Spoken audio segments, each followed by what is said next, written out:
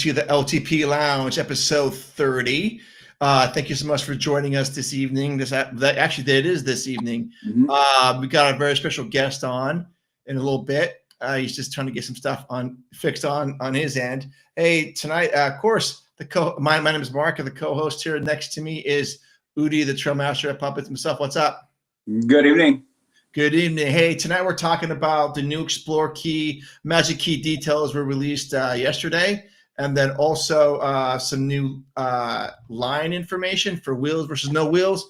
And we'll talk about the Indy Fast Pass, single rider lines now on the Disneyland app. So let's go to the intro music, that banger that we all know and love. Banger.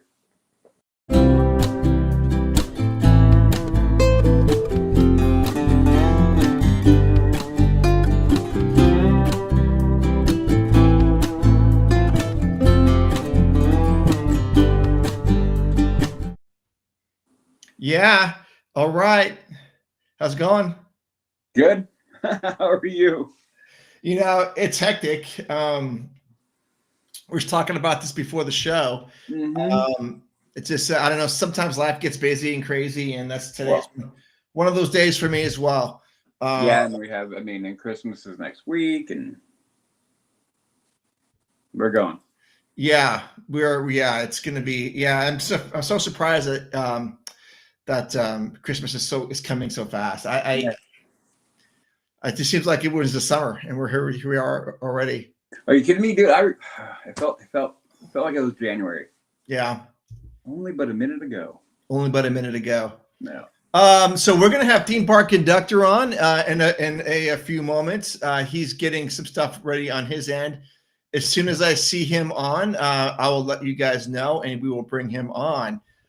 At this point, though, do click and subscribe to the channel. I think we're at 67. Let's get to 70 before Christmas. That's all that Mark wants. That's all. Yeah. And then for those of you that are in the Sacramento area, do keep pay attention to the social media, because we're gonna start to do our trivia nights probably once a quarter. We had a fantastic show last night to celebrate both Jess's and Udi's birthday. To Udi's surprise, that was pretty cool, guys. That was pretty cool. Yeah, quite a few people showing up. Yeah.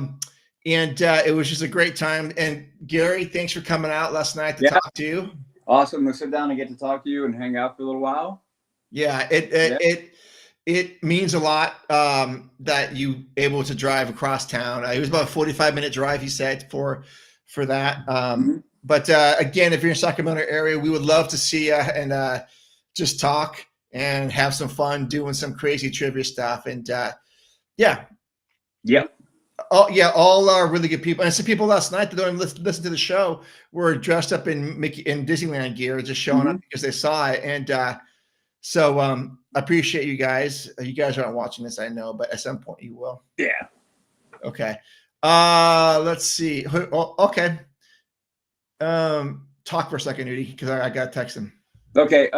So I will go off real quick and compliment both my good friends Jess and Mark. I want to thank them both. Mark got put in charge of the task that I do not want to do ever, and they know it, is coming up with the questions. And I am not good at that. No. So I appreciate Mark because he did all 45 and they were good. Oh, thank you. Yeah, I wound up winning the first round, which was fun. And you wanna okay. Oh, hold on. Theme park conductor should be ready to go. Okay. It says he's here. Let's see. Mr. Conductor. I still can't hear him. Now you can hear me. Yes.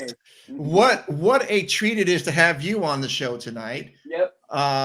Absolutely. I really enjoy having you on, and we got OG55 on the next show, or both of you guys. Anytime, like I said, anytime you want to come on and talk, we will definitely love to have you on. And we want to do another Conductor Live on a Sunday night sometime with you. Oh, definitely. No, it was a great time having both of you and OG on. Like I said, when I had all four of us going, man, I felt like we could talk for hours on it. And I mean hours. Yeah. Because we all share that same chemistry. Yeah. It's totally bizarre. It's awesome. Yeah. You know, what's funny is because, you admit it. You kind of started going on a little bit of a run there. I did. And then I kind of sat there and I went like, you know what? Like, this is his show. I'm going to let him run. But I was like, quietly in the background, do one of these. Go, go, go, go, go, go.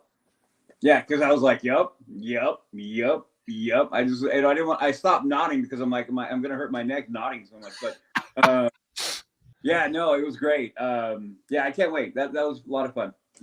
Well, see, it just my whole thing is it irritates the heck out of me that we pay all these insane prices. And my number one beef is, what do they have to show for it? It's something that drives me literally crazy. So I'm like, I feel like our viewers, on my channel, on OG's channel, on your guys' channel, we all share the same thought process. Because nowadays it's kind of it's getting a little bit better, but it's still to the point where we're having to pick and choose what we want to do. We don't have that luxury anymore of just saying, you know what, hey, we've had a couple tough weeks at work. We want to escape from work and just go to Disneyland. We have to pick and choose when we do these extra things. We can't just have the luxury of just doing it whenever. So it's kind of a back and forth game almost. Yep. Hey, Mark, do you want to throw the chats real quick and just so we can address them real quick? I want to make sure. Okay. Jason says happy birthday, and Udi's birthday is December 28th. Thank you. Nice. Happy early birthday. Thank you. Psycho Panther, what's up, boys? Hey, what's up, Psycho? Well, that's Gary, isn't it? Yeah. All right. Yeah, it is Gary. Yeah. I always forget because I'm so used to now Gary Bear and Gary, so it is. Yeah. Lewis, what's up, brother? You come on the show anytime. And please says, what's up? What is up? What up? Conductor, on our last podcast that you were on, the opening question was, what are two things that you bring to the park every time you go? What's in your bag? Or do you carry it? I do carry a bag. Okay. Two of the things I bring for sure, on absolutely every single trip at the parks is my little mini tripod and my DJI mic setup for if I do a live or I film a POV in the parks. Yeah, it's easier for the audience, at least from what I've been told when I first started the channel. It's easier for them to hear my voice if I have that mic set up compared to just using my phone with no mic set up, because it's like between the crowds and then all the music they're pumping in the parks, it's hard to hear myself, and they can't hear me. So having the mic set up is something that's crucial to my go bag when I go to the parks. Yeah. Gotcha. Okay, good. So the tripod and something. Okay, gotcha. Awesome. I forgot what Udi's was. It was just part of some sort of something ridiculous, like a knife. You get pocket knife, you said, right? No, I remember. We had the conversation where I carried a pocket knife with me, and it's actually my pocket knives are right over there. Yeah. I have 6 of them right there. Oh, there you go. No, it was a battery pack of some kind for the phone. Yep. And then it was like a hoodie, or depending on what it is, that kind of thing. Yeah, I think that's what it was. It was roughly that. But I remember the battery pack, and then I felt like I was something else when you said I couldn't pick that one. I forgot what it was now. Oh, you said your phone is what you said. I said, oh, my phone and a battery pack. And you're like, no, that's right. You said no. Because everyone's bringing their phone. Yeah. Yeah. So that was it. And then yours was like what? Propel and the Cliff Bar. I remember that. I bring Propel, the little powdered drink, because the water in Anaheim is gross. It's not. I'm not used to it. So And plus, I tend to just go and go and go, and I burn through stuff and end up getting a headache and stuff. And actually, maybe Advil is probably something I should start bringing out all trips. Yeah. Advil would probably be your best friend. I definitely know when I go to Walt Disney World in March, I'm definitely bringing at least a bottle or two of Advil. I can probably do that. Yeah, well, conductor, before you go, like a month or so before you go, we need to have you on, and we're going to talk, and maybe the OG55 as well, to talk about what we think you're going to like and our strategy for what you should do, because I think, although I'm sure you're getting like tons of advice anyways. Oh no. I actually encourage it. I would love to be on before I go, because I'm actually going to have and I think he's either still in Europe or he's on his way back to the States. But I've already confirmed at least a couple weeks out before I go on the trip, I will have Hey Bricky on the channel with Orange Go 55 and Tommy Toon World. And he's actually going to give us his advice on what we should definitely do at both resorts and what we should skip on. Because there's, when I've been told at Magic Kingdom, there are a lot of stuff you can avoid, because it's like, why would you want to do the same thing when you have it here? It's just at a bigger scale. Because when you think about it, Magic Kingdom itself they had a lot of land to kind of sprawl things out. Disneyland didn't really have that luxury, so they had to crunch everything in. But I don't know if you fellows watched my Disneyland or my reaction video with Orange Grove 55 that just ended a little while ago tonight. We filmed that yesterday, and I have to tell you, when Bricky was in Disneyland Paris, and this could be a whole nother video for you guys. Yeah. Disneyland Paris, the front of the little park they have, and then the Grand Hotel, even before you go into the park, is just absolutely breathtaking. And then when you walk in, their Main Street USA, I don't think, a lot of people are kind of going back and forth in the chat during the premiere saying, oh, well, you can't underestimate, our Main Street in Disneyland, because Walt Disney had a hand in that. But I have to tell you, from the footage that Bricky filmed, I'm going to be honest with you, their Main Street out there in Paris comes to a very close tie for first with our Main Street. It looks absolutely just breathtaking. They went in intimate detail in every inch of their Main Street. There is not one little flaw that I saw. And on top of that, just when he was showing the snow blowing from the top of the rooftops on Main Street, you couldn't even tell it was coming from blowers. You honestly thought, just by looking at the sky, that it was actually snowing from the weather out there. It was beyond magical. And there's 2 other videos he put out, and me and Orange Grove 55 are going to be doing more reaction videos of his trip in Paris. And it's a new series we did on his channel, and we're going to continue to do it because people love it. Awesome. Yeah, I love to. I'll be tuning in for that for sure. A few years ago, my daughters got a chance to go to Disneyland Paris, and they absolutely loved it. Absolutely loved it. Yeah. Some comments here already. Please, love how you guys tell the truth about Disney. I'm so tired of all the rah. Disney can do no wrong attitude with so many people. Sometimes you got to tell the truth. I appreciate the comment, and thank you. We definitely strive to do that. From day one, we said we're going to be an honest podcast, and we still are. And that's one of the reasons why I kind of honed into conductor stuff right off the bat, because he was saying stuff that I'm like, yep, this guy's telling the truth. He's not sugarcoating it. I go, we got to talk to this guy. And same with OG55. They're just dropping facts. And I appreciate that. Oh, Conductor's got his fans here. Haunted Mermaid 13. Hi, Conductor. All right. What is this one? Welcome in, everyone. Please hit the like and subscribe to Theme Park Conductor. Yes, subscribe to Theme Park Conductor. Also like our show too. Yeah. Let's see. Jason said, we're chatting about Bricky's DLP trip on Saturday as we have co-hosts from the UK. Oh, awesome. Yeah. Awesome. Please says Bricky is legit.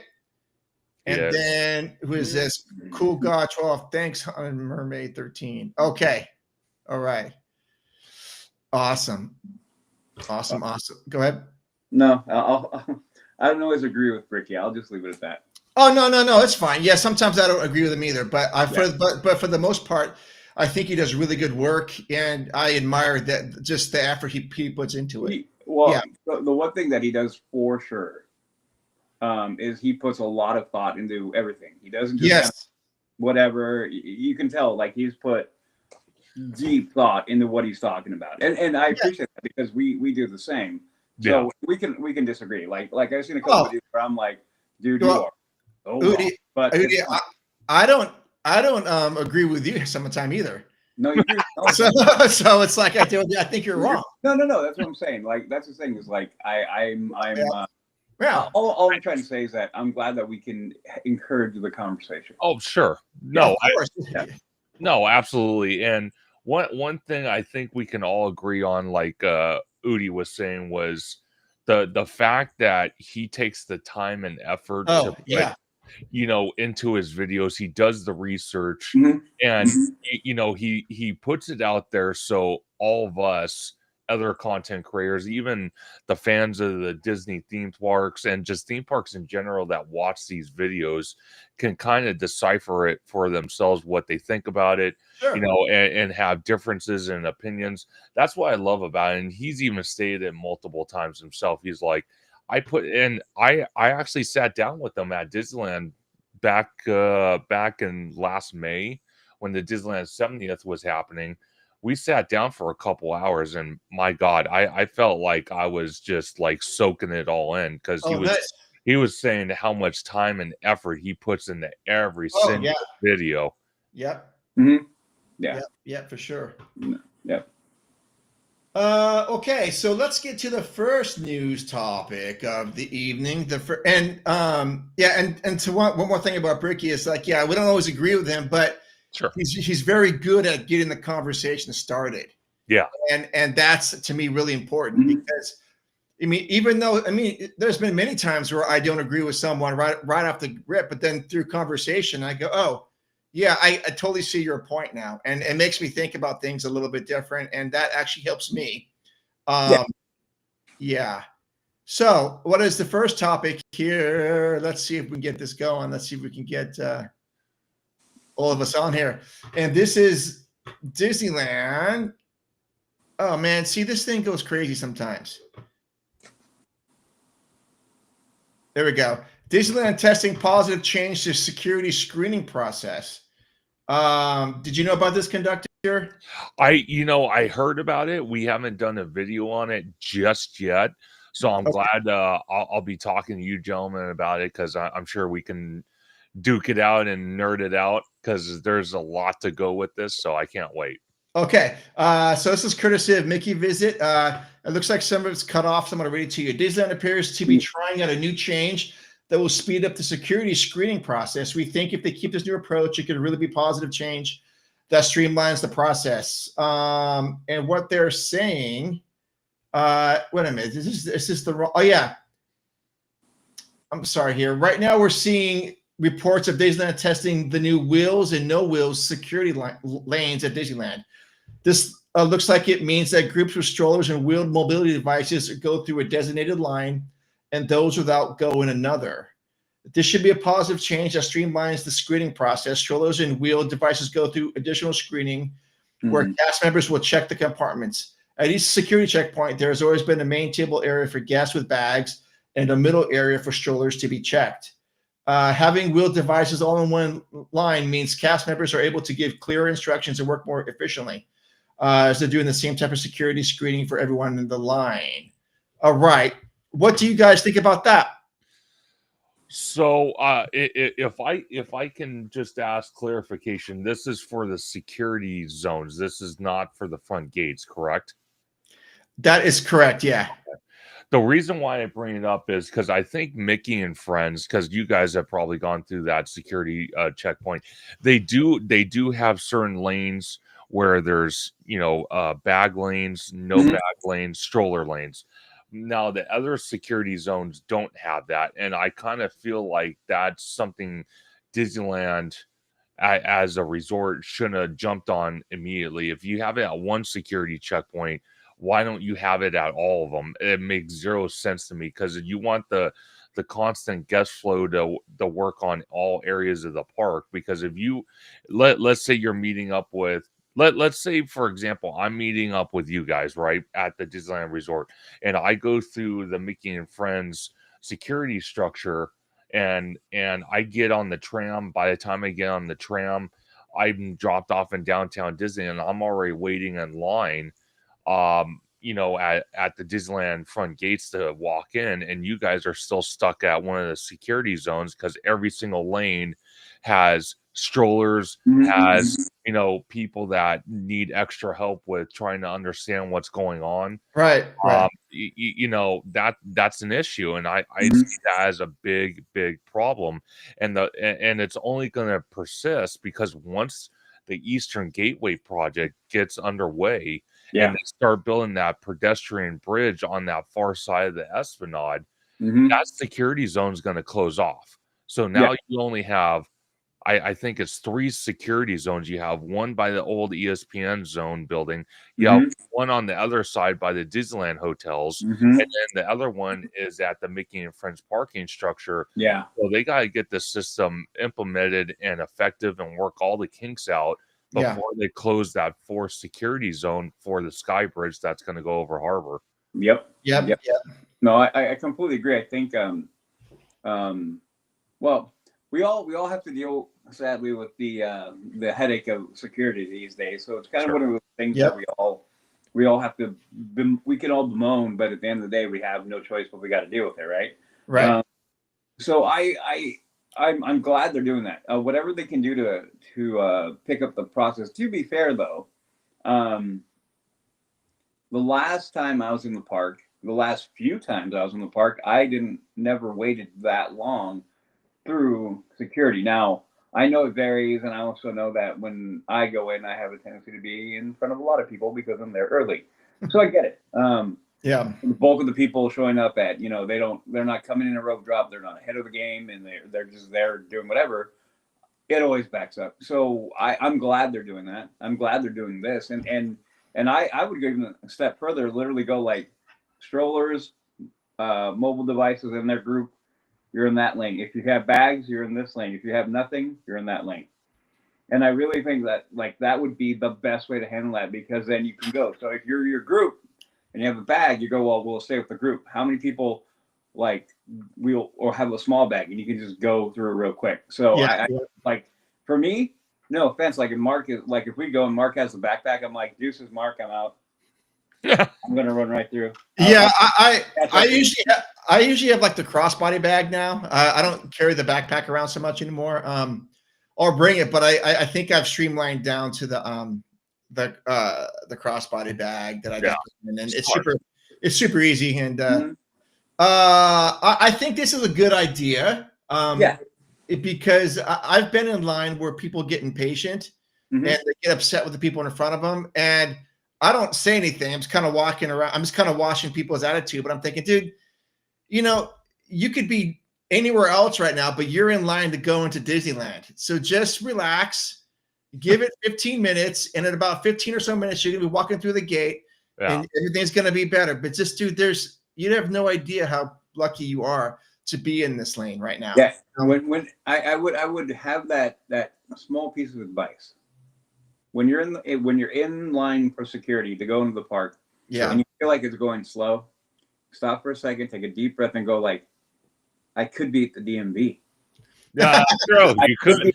Yeah. The post office. Trust me, I was at the post office last week, and the amount of anger and negative energy I felt in dude. that line was unbelievable.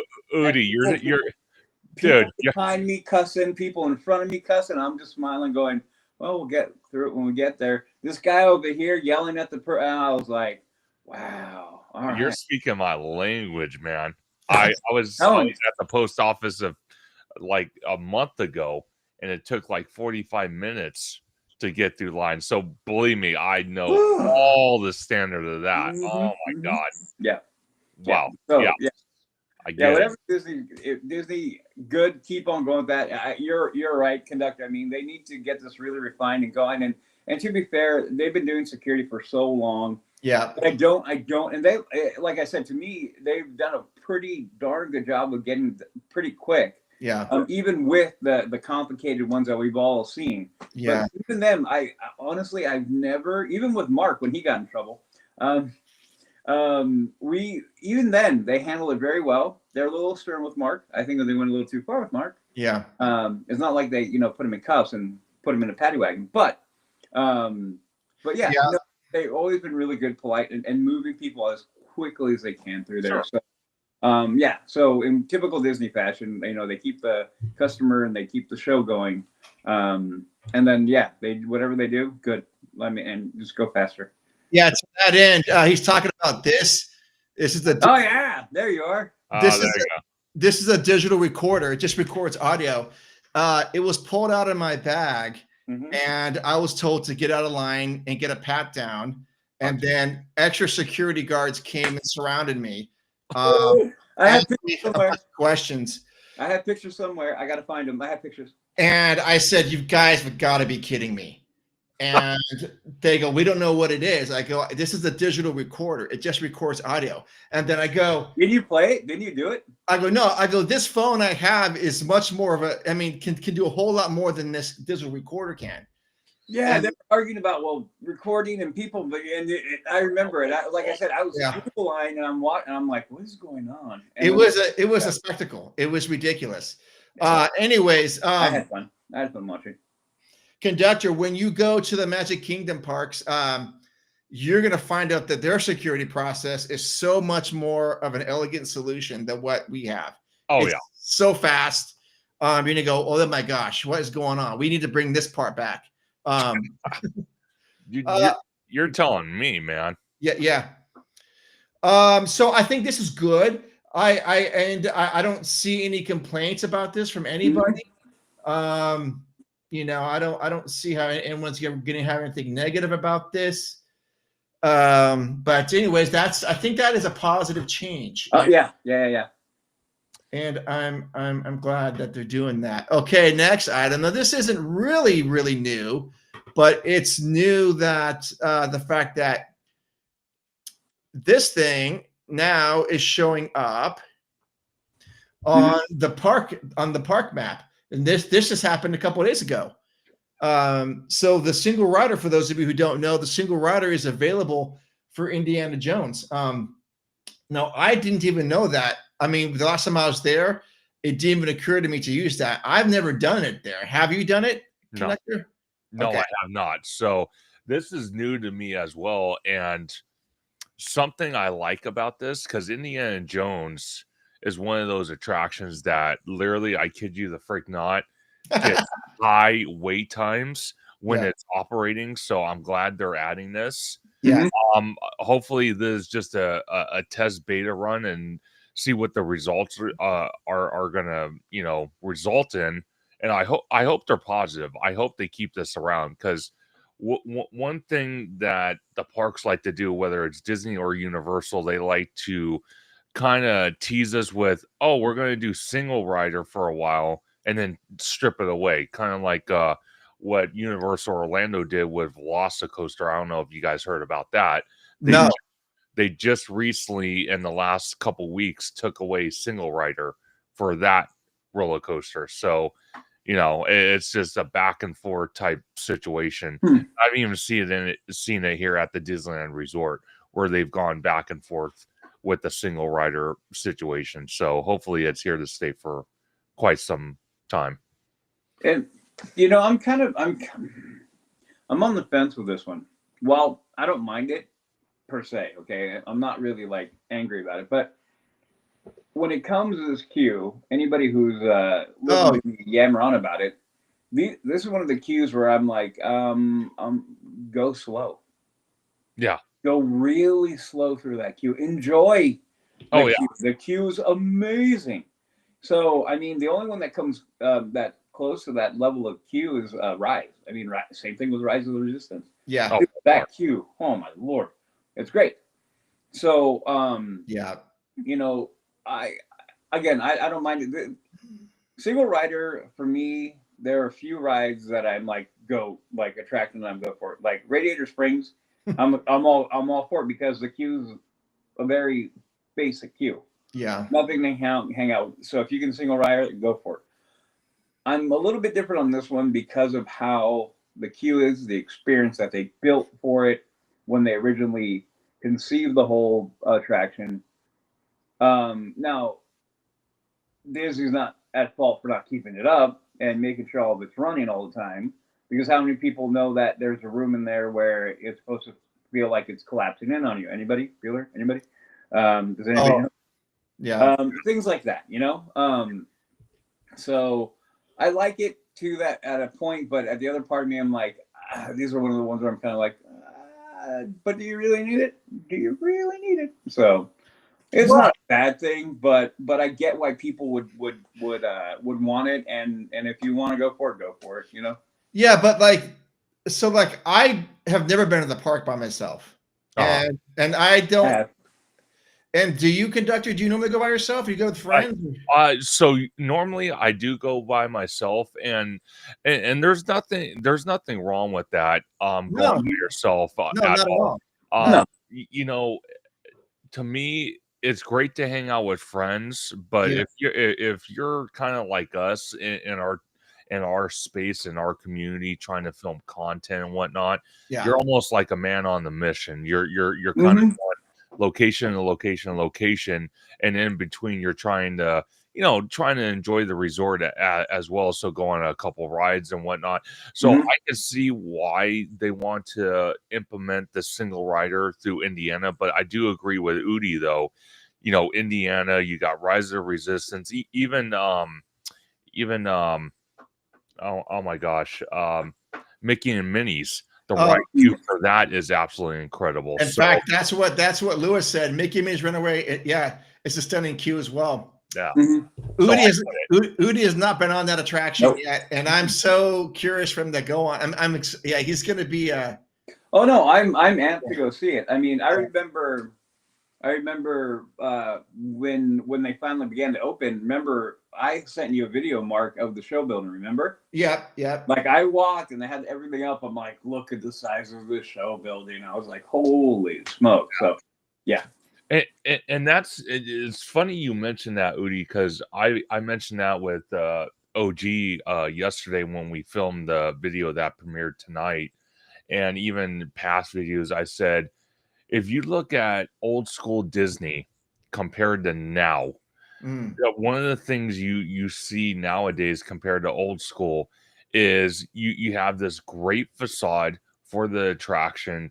You have most of the time you have a decent, if not awesome, ride queue you walk through to get to the attraction. But somewhere in between, you see this huge, ugly, ginormous show building for the attraction. I get it.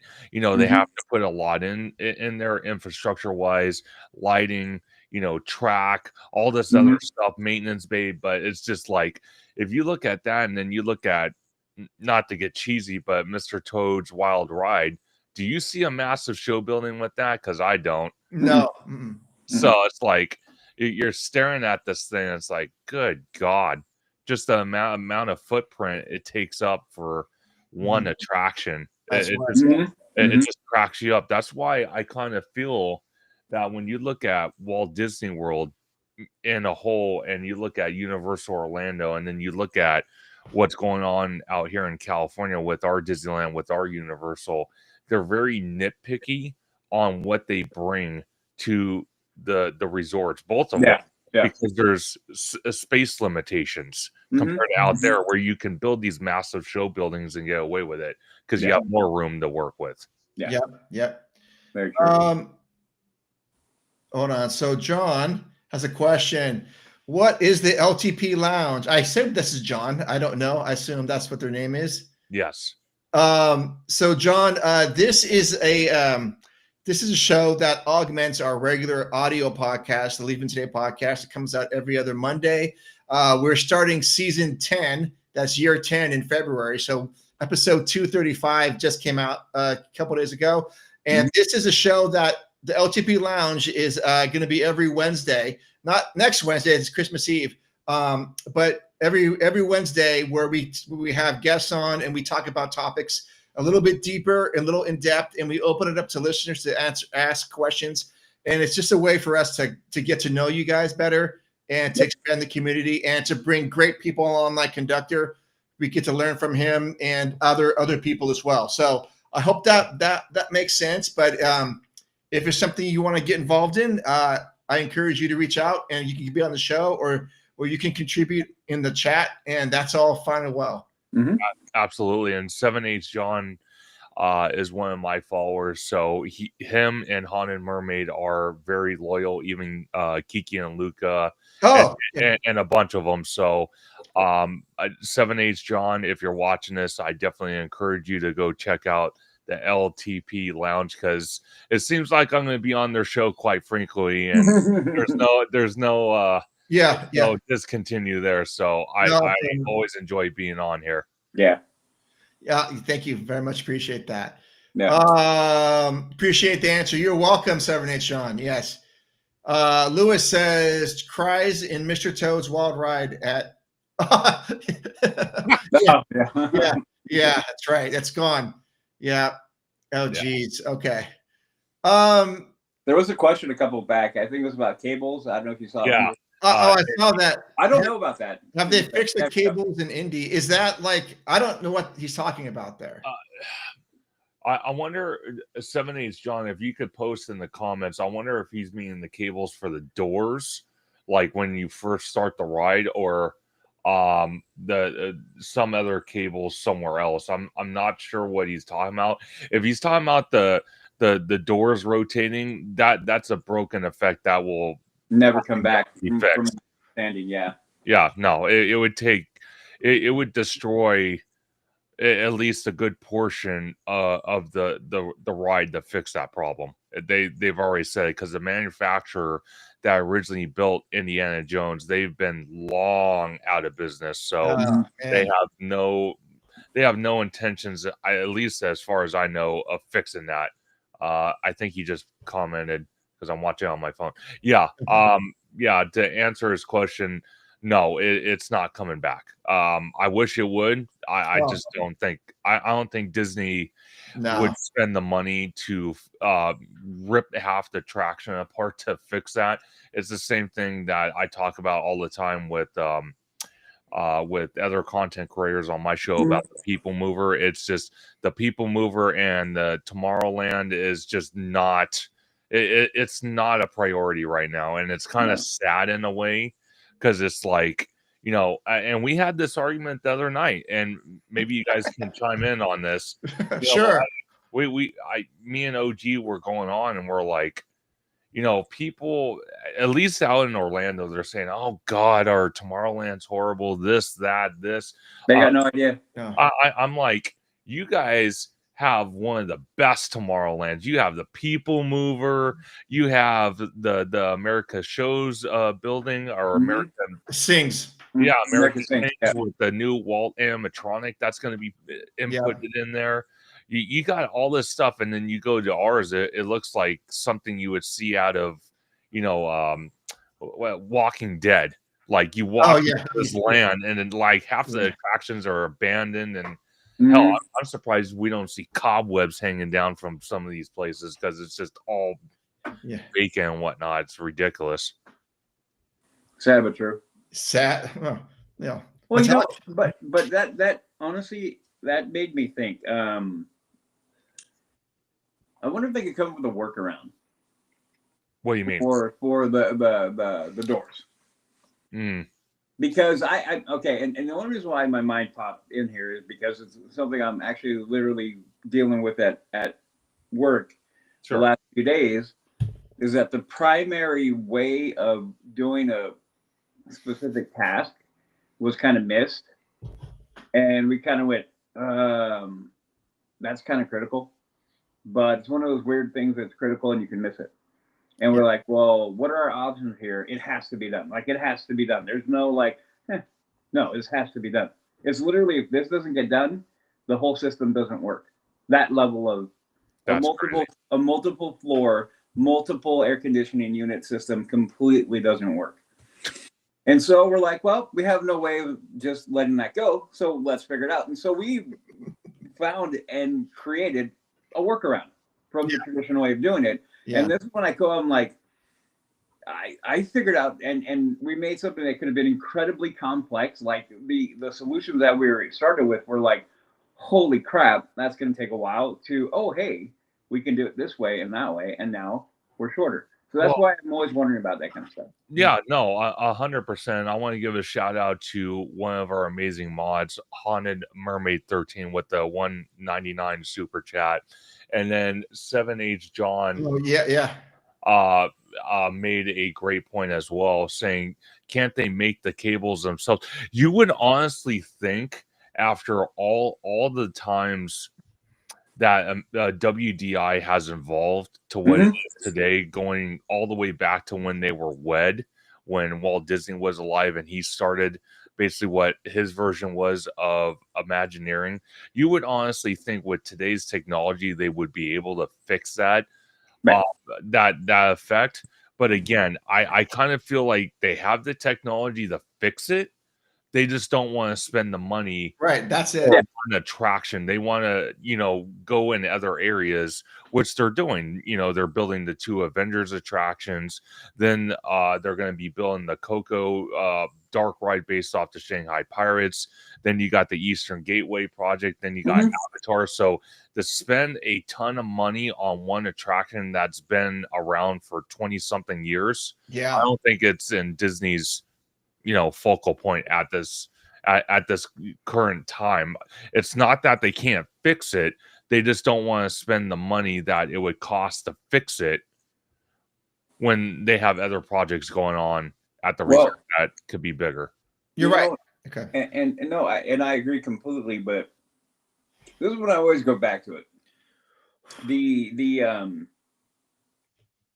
The need to maintain attractions to their optimal is something that pays off in the long run, right? Sure. The other part of it, I mean, because it does, right? This is why we do what we do. I mean, we found attractions and places in the park that were working optimal, and we fell in love with them, and they have held us for the entirety of our life, and will hold us all the way through. So this is why I get mad at Disney, because I'm like, you guys, like, you may be looking at the financial end of it, understand. But I'm like, you realize this is the investment for longer than you're going to be alive. Yeah. Okay. Yeah. This is way further. The other part of it too is like, to me, this isn't like development. This isn't product development. This isn't like special product. This is ride maintenance. This is ride upkeep. This is a different bracket than new attraction, new whatever. So I, in my mind, delineate between the two. Yeah. Like PMs, preventive maintenance. Something breaks down, you fix it. It's not the same thing as like, hey, I'm going to spend money to develop a whole brand new thing. Right. And to me, those are 2 different pockets and 2 different buckets to be working from, if not 3. So this is when I'm like, you guys, like, right, short-sighted, and you know where and you know exactly where I lay that mentality at. So, sure. Well, if I might add, if I had a seat at the table at TDA, I would say, guys, you'd be fired. No, well, I would have been fired like years ago. Yeah. But assuming I made the cut, I would say, hey, folks, you have to remember who we are. Mm-hmm. Yeah. We're not. No disrespect to Six Flags or Cedar Fair, but we are flipping Disneyland, and we are Disney. We have a certain threshold that we owe to our customers, and people go, oh, as you mentioned before, Udi, when you say, oh, this is the Disneyland of XYZ, that means something. That means everything has to be top notch. Experiences have to be always a home run. Yeah. Because you know what? As much as conductor goes or you and I go, guess what? Maybe someone's only going to go one time in their life. Mm-hmm. And you know, and that's something I tell my daughters quite often when we go. I go, guys, don't take any of this stuff for granted, because I mean, you have no idea how lucky we get to go 3 or 4 times a year. I mean, that's not a whole lot in the world of, you know, content that we're doing, but some people only go once in their lifetime, and that's all to say that they need to invest in some of these attractions to make them running. And I would have no trouble. Hey, we're shutting this thing down for a few months to get this thing right. But then but I know they're thinking, oh, well, if we shut Indy down, we still need to charge Lightning Lane for people. Are people going to get, you know, and that's one of the Lightning Lane things. So now what are we going to do? Oh, let's convert, you know, Pirates to Lightning Lane for, you know, so they're going to do all this nonsense. Yep. Yeah. Well, and you make a great point, Mark, because when you look at something like that, I agree with Udi though. If you can't even maintain what you have in the park right now, and then you're going to build more on top of that, then you're just adding more to the work list of projects that will have to be fixed, maintained, or updated throughout the years to come. And the problem I see is when you look at, and again, I've never been to any of the international parks on either both sides of the company, whether it's Disney or Universal, but I hear all the time that it's just their ride maintenance is so much better, from what I've heard, out there than it is here.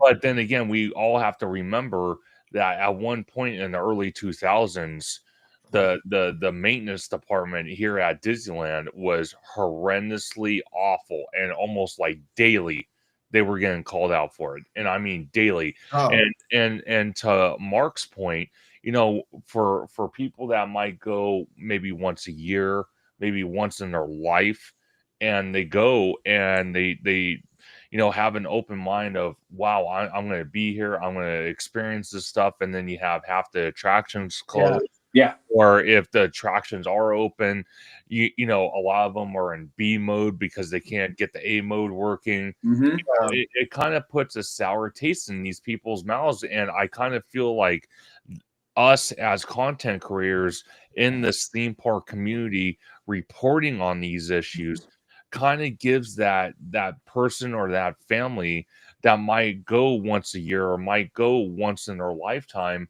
a better understanding of, okay, when would be the best possible time to go to the resort and experience something that I might only experience once in my life. Because the last thing you want to do is go to the resort and, you know, you have several of the, you know, top A list attractions down for maintenance or refurb or whatever the situation might be. So it's vital. But to Udi's point, though, it's like you're putting projects and attractions that have been there that need constant maintenance, you know, to the side to build new things. And then once you build the new things and those things break down, and then you decide to build more new things, it's like, where is it end and where is it begin? Yeah. And not to belabor the point, I always feel like I need to go back to the point this point. Disneyland is an amusement park company. Sure. Theme park company. Theme park company. Thank you for the for correcting me. It's a theme park company. It isn't a movie company.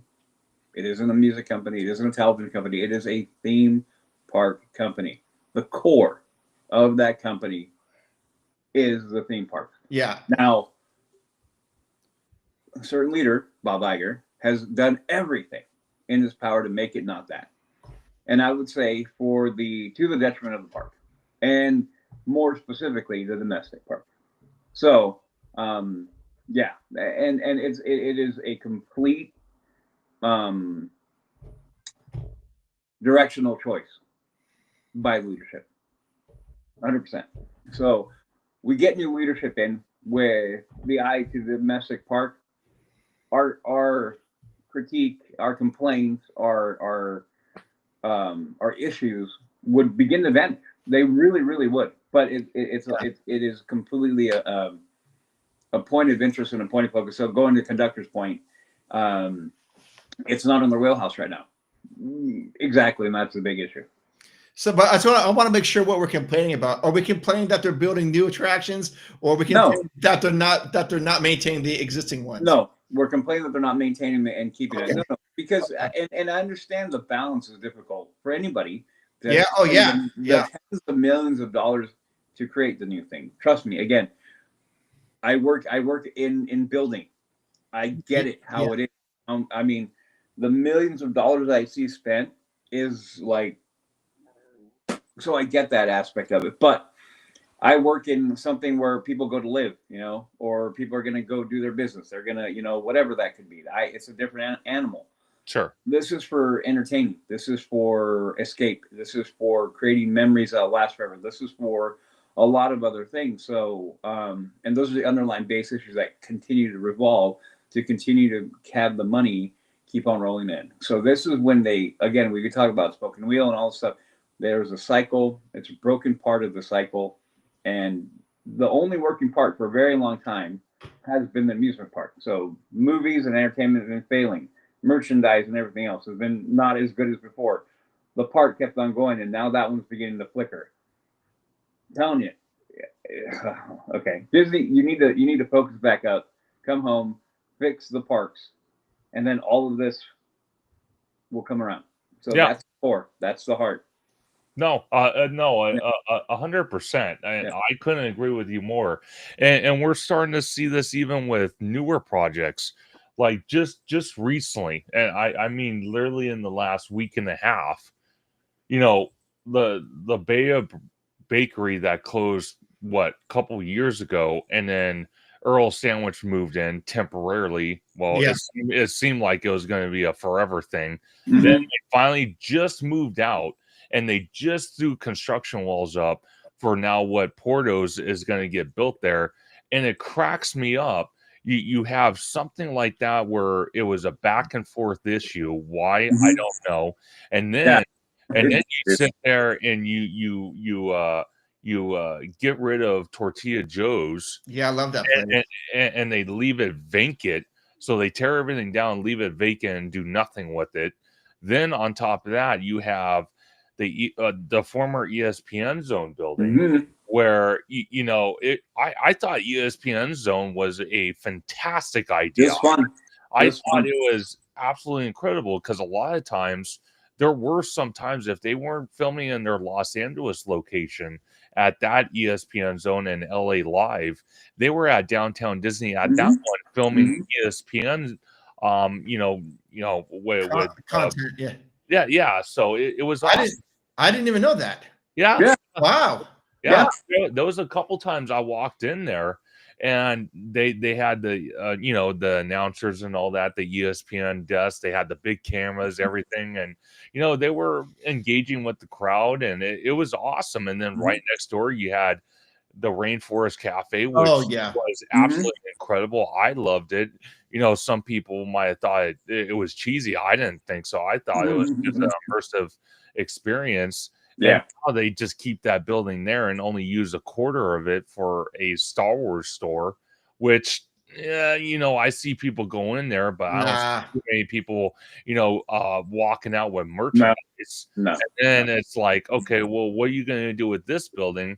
And then kind of going back to ESPN Zone, that thing's been behind construction walls and closed up for a while. And now all of a sudden we're getting this Lululemon store, and now we might be getting some other stores. Yeah. It's like, you guys need to figure this crap out, man. Because I see, I'm going on another rant. I love this. You could tell I'm going on another rant because it drives me nuts. It all circles around to what Udi was saying about ride maintenance. And we're talking about Downtown Disney stuff, the future project. It's like, oh my God, you want to charge me basically $2,000 for an Inspire key, but yet you're going to give me nothing for the next 5 years. It's like, what in the hell am I doing here? Compared to Universal, I'm paying a fraction for their top tier pass. I'm getting a freaking brand new roller coaster. I'm getting all sorts of updates and new restaurants in our city walk over here. And what is Disney doing besides, throwing a construction wall up after a year and a half of back and forth with Porto's? conductor, but you're getting a very cool magnet. You know that, right? Oh, I am. Yeah. Okay. There you go. I am. I think 7H John says, I think executives may not have realized that all of the other subsidiaries are another revenue streams performance are now tied to the park's performance. No, I would say that they knew that, but they didn't care. They used those subsidiaries. Well, I'm sorry. Let me bring that back. They use a park to subsidize those. Yeah. So yeah, those they again we go back to the well-known cycle, right? It's IP, merch, park, IP, merch, park, IP, merch, park. Round and round and round it goes. So yes, they're all tied in together, and they know it. But what they're failing in is they're not. Again, like I was just saying earlier, they're not recognizing that this part of it is that's been feeding that is failing now because these two have failed. They pull the failure of Disney is in the last decade of movies and entertainment. Yeah. No, I can see it.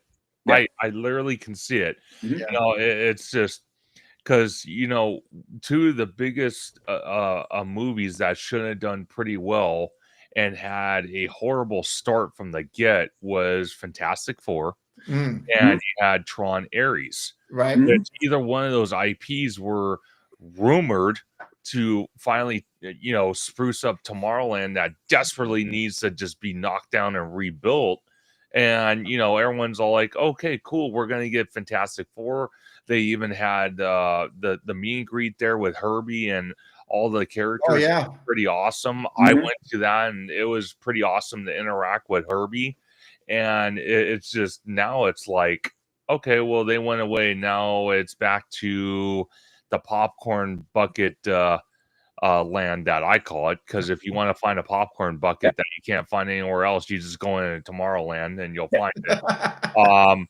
You know, and then you know, one of the things I wanted to ask you guys, since we're kind of going back and forth here, and we're talking about, you know, Disney kind of just lacking in these areas, you know, because they debuted Olaf, you know, the animatronic for Disneyland Paris for the World of Arendelle.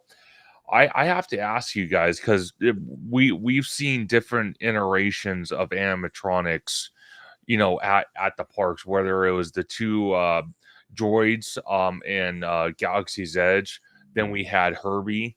I think we had a couple other animatronics throughout the park at one point or another. Then we have this Olaf character going into Disneyland Paris. Don't you guys find it very, very, very interesting that they debut these animatronics for a little while to kind of get their face out there, and then all of a sudden they're put in the storage and you never see them again? I do find that interesting, and I don't know why they do that, but that's spot on. Cost. Yeah. Yeah, it's sad. It's truly sad because when you look at early concept art of Galaxy's Edge and you look at it like, and you start breaking it down, you're like, okay, well, I'm in Galaxy's Edge. I'm interacting with characters. I'm interacting with droids. I'm interacting with, you know, the Star Wars community. And now it's like, oh, great. Now we have, you know, oh my God, you have Boba Fett walking around, or you might have, you know, the Mandalorian. You might have, oh my God, Baby Yoda, or I mean Grogu. Yeah, Grogu. Then you have, oh my gosh, I'm drawing a blank here. Who, Kylo Ren? Are we talking like?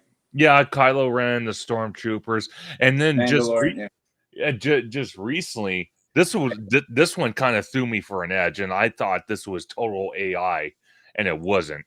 So someone posted online they finally had Darth Vader. Oh no, we talked about around. Mark and I talked about Galaxy's Edge. I'm like, about damn time, man. We talked about that on the podcast. Yeah. No, and you know whose opinion I'm curious about the animatronics is Lewis, if he's still in here. If you're still watching, I know it's 10 in your end of the world. Yeah, he's in Florida. Yeah. Yeah, but I would like, because he knows his stuff with animatronics. But there's a couple of comments or questions in there, Mark. If you want to grab them real quick, please. Let's see. 7H John said, I think Lululemon store will be succeed if they put up things around it. Oh, I think it's going to be successful for anyway. Sure. Yeah, I think so. Maybe add an anthropology store next to it. Yeah, that's another clothing store that I don't go to. Yep. And then who's this? That's one of mine. Remy D, 8767. What's a crack-a-lack-in Remy D 8767? Yeah, so those are the comments. No, I thought that's a interesting point about the animatronics there. Mm-hmm. Yeah, it's just they WDI spends all this money on these animatronics to debut them in the park. Yeah, and then take them away. But then again, I understand it, because again, I reference so much heavily on the subject when it comes to the international parks. For whatever reason, the guest behavior over there is so much more respectful to things in the parks from what I've seen, and cast members and all that stuff. And then you come out here and, there's disrespectful people, entitled people that like to destroy things, and just abuse the rules in the parks. And it's sad because it ruins it for everybody. Like when I had you guys on Conductor Sunday live stream with OG, one of the things I showed towards the end was some kid in Epic Universe in Super Nintendo World climbing on the blocks where Mario and Luigi do a meet and greet. It's like, first of all, where's the parents? Second of all, if I was security at that theme park, I would say, you know what? I don't care if you are on vacation, you're out. You're kicked out for the rest of the day.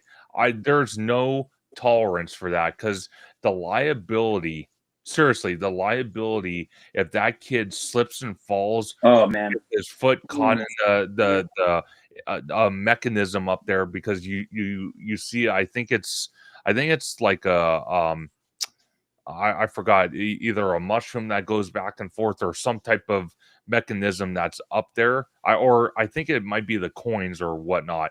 But if that kid either slips and falls off that thing or gets his foot caught in the mechanism, even though he was breaking the rules, his family could still sue the park and still get a fat settlement out of it, because there was no supervision above that. And that's the type of guest behavior we're seeing here in the domestic park. So when I bring up the whole animatronic situation, like Udi said, yeah, it has to do with finances, but it also has to deal with guest behavior, because it's atrocious out here. It's horrible. Well, I think those will tie in. Break them. Yeah. I know. I saw what Disney had mentioned. They're going to invest like over $1 billion in AI right now. Why don't you put that money towards the getting our attractions up? Yeah, we can argue. I personally, I think the investment in the AI is fine. My argument lies with the entertainment side, because the billions they've lost. Oh yeah, lost. Yeah, flat out lost. So, Yeah, see, this is a question I want to ask you both, and especially you, Udi, because we one of the things I'm curious about is, with the up and coming contract ending for Bob Iger, okay, and the new CEO is going to get announced sometime in the next couple months. I can almost guarantee it. Yeah, it needs to be shareholders and whatnot. Yep. My only question is, do they go back to having a single CEO, or do they go back to the original concept when the company was first started with Walt and Roy, two brothers who ran the company together? You had Walt focusing on the entertainment and the theme park aspect, and Roy was more the financial and kind of on that side of the company. Could we see a dual CEO happen here, where Damaro, and I'm just throwing it out here, but Damaro focuses more on the parks, on the experiences, maybe the cruise lines. And Dana Walden, who would be the second choice, kind of runs the financials, runs the entertainment, the media, all that stuff on that side. So that way, either side of the company doesn't suffer, because now you have two CEOs focusing, one on one side of the company, one on the other side. Well, I will tell you, if you want to look back, and I mean, to my recollection and thought, let me ask you this. Sure. In your opinion, what was the company running better when that system was in place, or when a single CEO was in place? In your opinion, It varies. I know there's nuance, a little up and down there, but overall, yeah, there was a gray line. I think personally, I think when we had the dual CEO, when the company first started, I think that was just a brilliant thing. I think the company was doing vibrant. It was doing well. The only reason we've been able to get away with it with Bob Iger, and then before that with oh my God, Michael Eisner, was because both gentlemen came from the entertainment industry and knew aspects of both sides of the coin. So in that regard, I think that has worked out. But to be fair, but to kind of hold Josh to the fire as close as I can without being disrespectful, I don't think he knows enough of the media side of the company. I don't think he really understands the financial aspect of the company.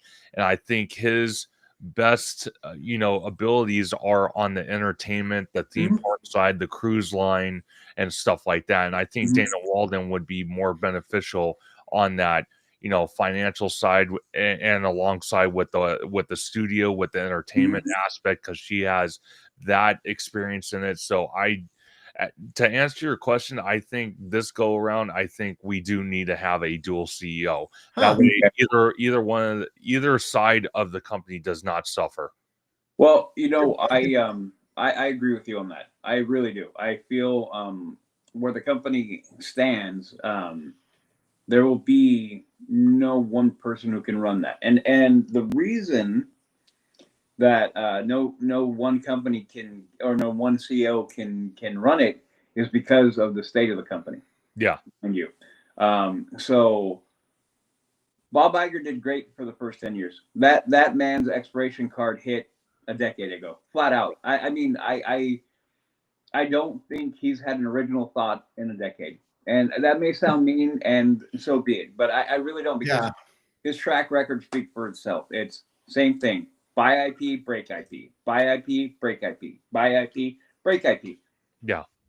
You can look back and you'll see it. So this is why I agree with you, but my rationale is a little bit different. Sure. Because I would say that if they're going to do that, and because it's a good idea, they won't. But Demaro does need to be in charge. Okay, he does need to be in charge of the park. He does need to be in charge of entertainment. He does, and he needs to be able to focus in on that. I don't agree with Dana Walden. Okay. I honestly, looking at what she's done, she doesn't deserve that. ABC is an abject failure, and when you look at it, so why would you promote, fail somebody upwards? To answer your question real quick, Udi, I'm just throwing Dana Walden as just a suggestion, but any media person that has the experience, right? I think they need to be on that side of the company. I agree. I just don't feel that Josh Tomorrow can handle everything. No. Right. And my bigger point wasn't to like counter with you. It was more just to put my case as to why Dana Walden is not the choice. And that's really why, because I think she couldn't handle, because in my opinion, that's a sector that's more broken. Yeah. So you need somebody outside of the circle, which is such a tall order. Yeah. And is there really a person out there that could do it? I have a couple of names in mind, but they're worth too much money, and he likes fighting with Bob Iger. He could probably do it, but he won't do it. Other than that, I don't know. I'm not that deep with different company heads and CEOs to be able to be like, or maybe him, or maybe him. Sure. There's a lot of people out there, but you're right, Conductor, 100%, where they do need to have a person who is much more media savvy and understands the evolving. That's why the AI part of it. People go, AI is going to be such an expansion, not only into the park itself for entertainment, but also for the media side of it, right? Yeah. So that is something you need to have people who are going to AI. That's why I said, Mark, I don't have a problem with them spending money AI, because whether we like it or not, that's coming. Right. Yeah. Right. So they're going to have to, I'd rather them be ahead of the curve than behind, which they've been behind the curve for too long. So, so really it's going to take two people. I think it's going to take two people. And the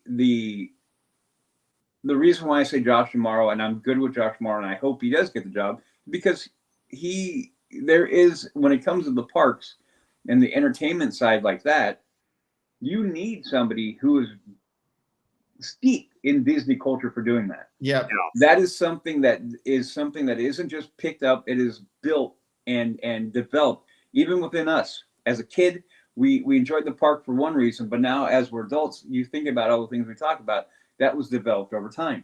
And it's the same thing. So him, I hope that he does have that. And if it is a dual CEO, that he handles that and he takes full reign of that and has the ability to, slough off whatever downward pressure he gets from Iger. So I don't know. I hope it goes that way, but it probably won't. But see, you make a great argument. And one of the things I want to see this go around, and I think all three of us can agree with this, is, when Chapek came in to take over, COVID didn't help. I think we can all agree with that. Mm-hmm. But on the other hand, too, I really honestly felt that Chapek was very restricted on what he could do. He wasn't someone that can sit there and make decisions for himself.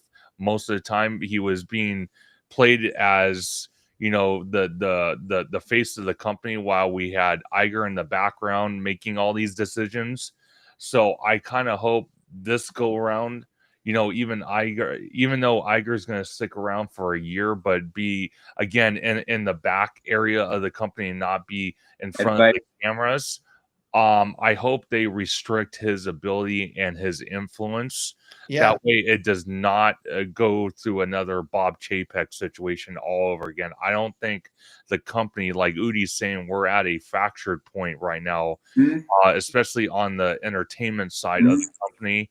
And if we have another Chapek situation happen with tomorrow, either being a single CEO or a dual CEO situation, if we have Iger still on the board, but in the background still influencing the board and making decisions, even though he's not in front of the cameras, it is going to be absolutely detrimental to the company. Meanwhile, competitors like Comcast and Universal are just steamrolling ahead with their parks and experiences. I don't even think their media side is really that bad. I think they're doing pretty decent for what they have. And they're even looking at possibly getting into the cruise line industry. I've heard that multiple times. So. Yep. Oh man, but I think you were spot on, Conductor, with Chapek not getting a fair deal. I think that's what Udi was picking up on, right? Well, no, 100%. And actually, there is a night we covered it on our. We did a whole podcast. New York Times did a full article discussing exactly that, what happened there, and they interviewed a ton of people.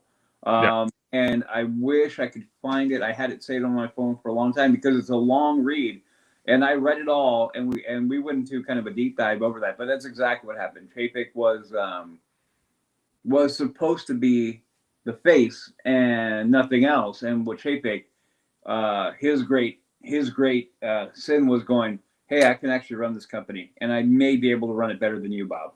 Yeah. And that was no.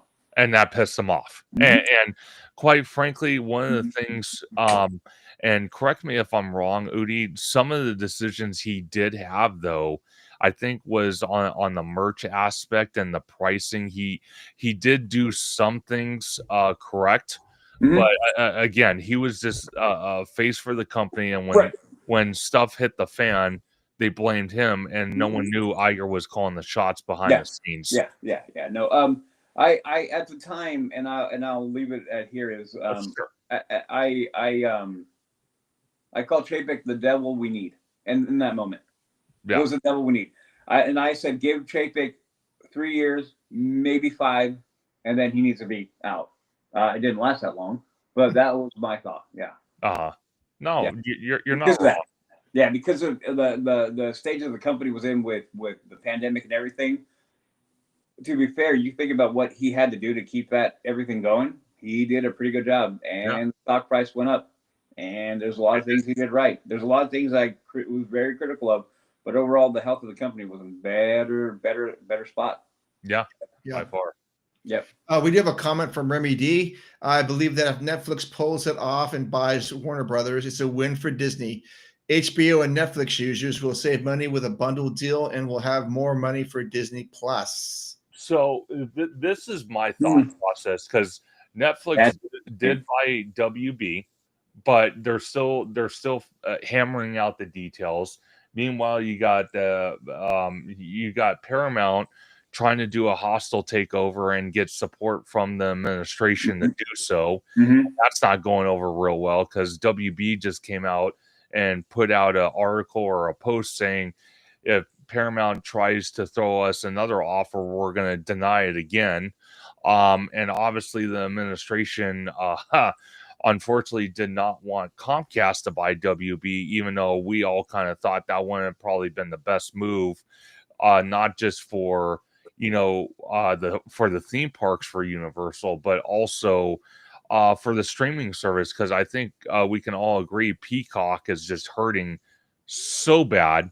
And if they want to acquire HBO Max or wherever we call it nowadays, it's changed so many times. It wouldn't have been a great asset for Comcast, but because of and this is just my personal belief, not to get political, but I think there were some influences why Comcast was not able to buy WB. I think the administration had something to do with it, because they don't like NBC.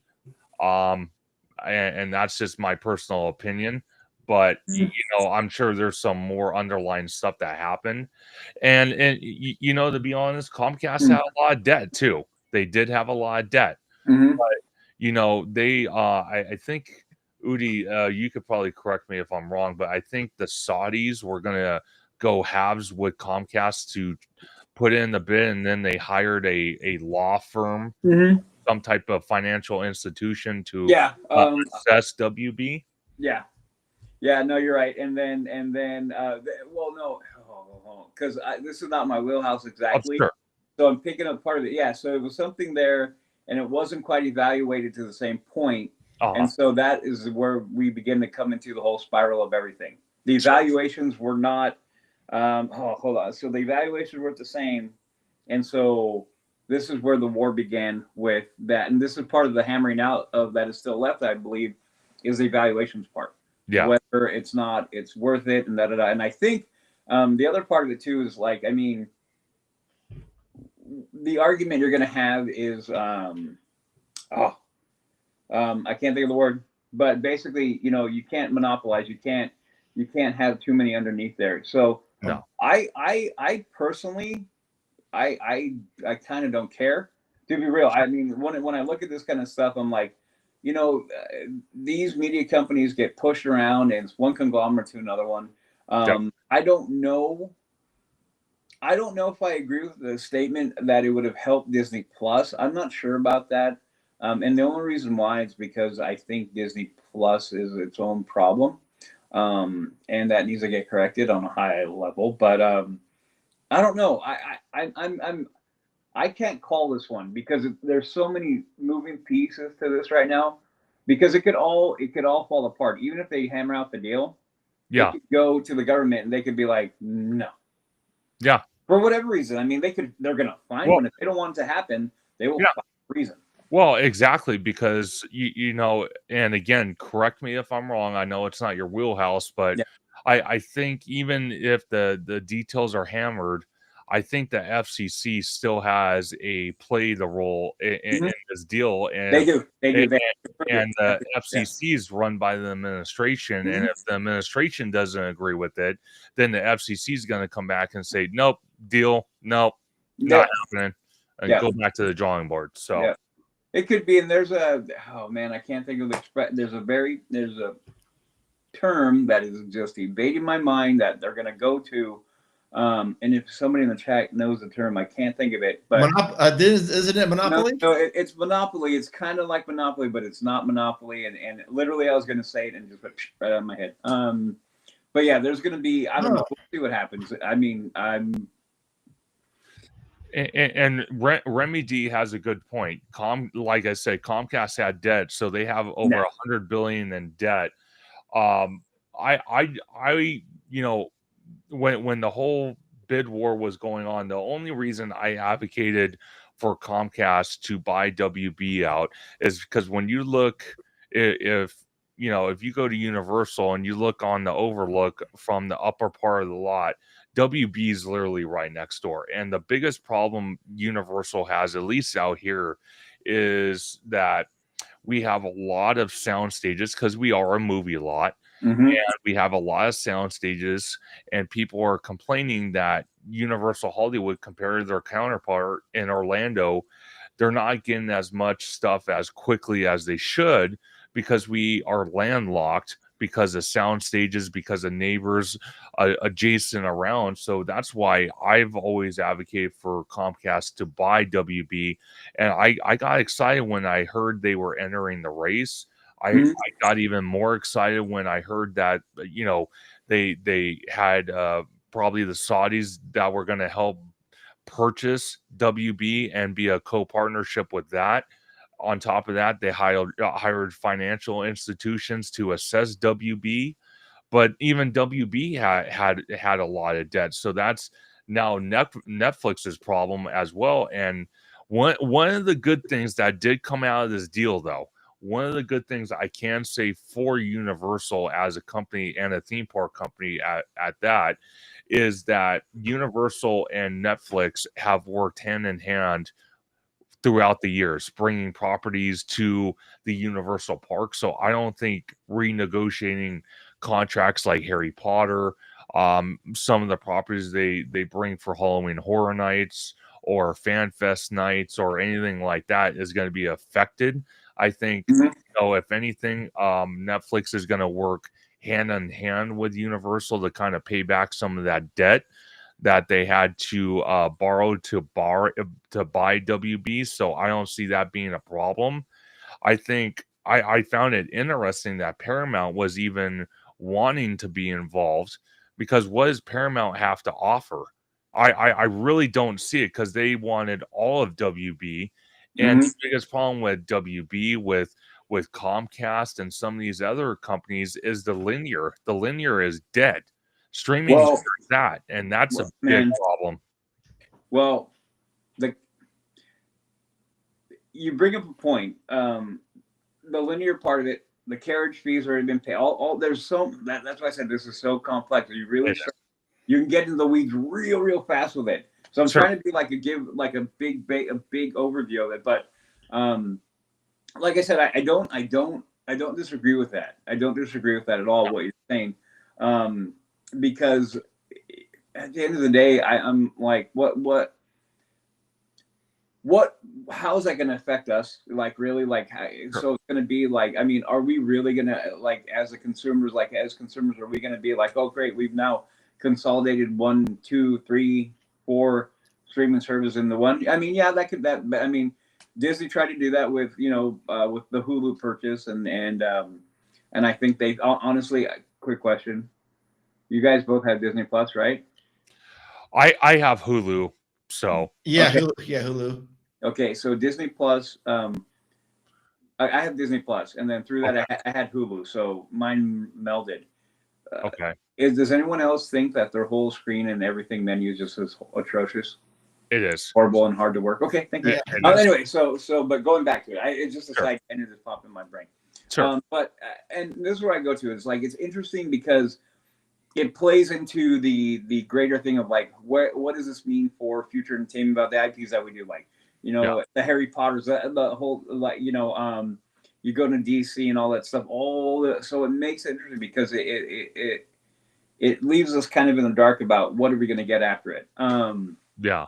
So I don't know. I mean, to me, I don't care. Like I said, at the end of the day, it doesn't matter who winds up with any of that, with Warner Brothers or anything. It'll be because it's going to be something that's just going to happen. It's going to be out of my control, and I'll see what we get out of it. And hopefully, whoever does wind up winning this whole thing and everything gets hammered out, that we get good stuff. I mean, at the end of the day, that's what it's all about. Like we have more things to be entertained with and have a good time with, and probably more things to kind of create community around. So yeah. Right. Yep. Okay, well, we went a little bit longer tonight, but that's okay. It's always a really good conversation when we get conductors on. We probably could go at least another hour, but I know Udi's got stuff going on tonight. Yeah. Abdu and conductors probably got a couple other shows to be on tonight. Probably. I'm waiting on the text. Yeah, he's like, yeah. Okay, but so we're not going to go next Wednesday. It's Christmas Eve, but in 2 weeks it'll be New Year's Eve, and if you're available sometime in the afternoon, maybe we could do a 2026 prediction show for LTP Lounge. Are you working that day, or you know what? Let me take a look. I work that day. I could tell you right now. Give me 1 second. Okay. So I am working that day, and I am planning on going to Eve at Universal Hollywood that night. So I could probably do a live show in between that. So what time is that for you? I'll probably leave here from where I'm at. Probably, I don't know, probably about 3:00 my time. Okay. So to get down there. Okay, so anytime before, and you're off at what time, Udi? 2:30. You guys can go. I can't. I'll be working. Okay. Unless for some weird thing they go half day. Okay. Which can't maybe. Well, yeah, we can plan on maybe like 2:00 or something on that day. Just go like 2 to 3, and maybe get OG 55 if he's there. But I like to do that once before the year's up. Yeah, it'd be fun. But we'll see. We'll see if I can do it. Yeah. Okay. All right. And so anyone that's watching the show right now, please do click and subscribe to this channel. We've been doing it for like a year, but we haven't been doing it that aggressively. But now we're gonna go every Wednesday from 6 to 7 Indy time. That's Pacific time. And then check out our regular podcast, Even Today podcast. You can find us at any streaming service. We're there. And Conductor, where can people find out more information about you? Absolutely, and I want to thank you both for allowing me to come on another episode. Like you said, Mark, we can go a couple hours just going back and forth on all these topics. It's always a great time. But you can find me Theme Park Conductor on YouTube and Blue Sky at Theme Park Conductor. You can find me on Instagram at theme_park_conductor. You can find me on X at Theme Conductor. Also on TikTok at Theme Park Conductor 1, and every Sunday at 5 or 7 p.m. for Conductor Sunday live stream, where we break Universal and Disney news down. We talk about speculation, we interact with the chat, we talk about rumors, and we have amazing guests like the one and only LTP Lounge crew. Mark and Udi, always great to have them on. We had them on a little while ago with Orange Grove 55. Can't wait to have them both back on because all four of us share that chemistry that we can go on for hours talking about the theme parks and breaking it down. So it's always a great time. Love it. Well said. And Justin, from one of your more recent videos, I guess you can find Conductor at Raising Cane's in the City Walk.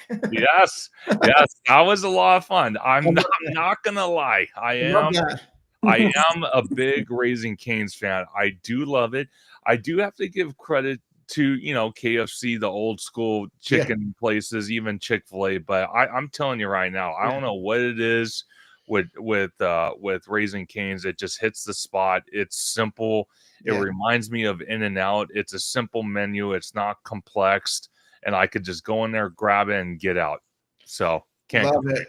Okay, real quick, what is your In-N-Out order, conductor? In-N-Out order. Okay, so a number 1 double, no tomato, grilled onions, Oh yeah, and fries. And usually I'll get a large vanilla shake because I love their shakes. there So. you go. Awesome. Oh yeah, good order. Solid. Okay, love it. And we definitely appreciate you coming on, conductor. It's always a great time. And I look forward to our next talk. And I also look forward to being able to at some point walk the parks with you and hang out for the day. And that's gonna be great. Yeah, by far. Oh, what does she say? Conductor Sunday Fun Day. All right. I love it. And thanks to everyone out in the chat who asked questions and participated. Let's keep this train going, I guess. Yeah. No pun intended. All right. So until next time, we love you.